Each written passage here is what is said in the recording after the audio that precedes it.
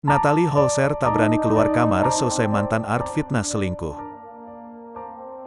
Mantan istri Sule, Natalie Holzer mendadak tak berani keluar kamar, terutama seusai mantan ART memfitnahnya dengan isu selingkuh ketika masih menjadi istri sang komedian. Kabarnya, Natalie Holzer menjadi drop setelah isu selingkuh yang disampaikan mantan ART beredar dan menjadi perbincangan publik.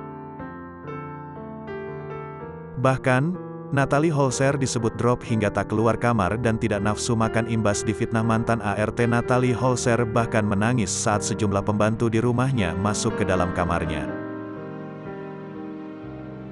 Mantan istri Sule itu pun tengah melaksanakan ibadah, dan para art pun berinisiatif untuk membuatkan makanan kesukaan Natalie. Dengan raut wajah sedih, Natalie mengatakan dirinya sedang drop. "Aku drop lagi pilek, nanti nular ke kalian," kata Natalie. Ia pun langsung menangis melihat para ART-nya itu menyemangatinya.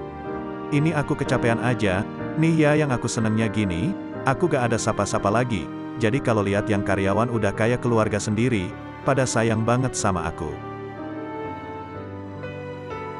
Udah kayak keluarga semuanya, kadang mereka tahu kalau aku lagi kenapa-napa. Ini namanya proses dewasa, semakin dewasa semakin banyak ujiannya, semakin harus kuat lagi, semakin banyak godaan-godaan di luar, kita harus kuat," ujar Natalie sambil menangis. Mantan disc joki itu tersebut mengatakan harus kuat demi putranya, Atsam Ardiansyah Sutisna. Ia juga terharu melihat para ART-nya itu memeluknya dengan erat.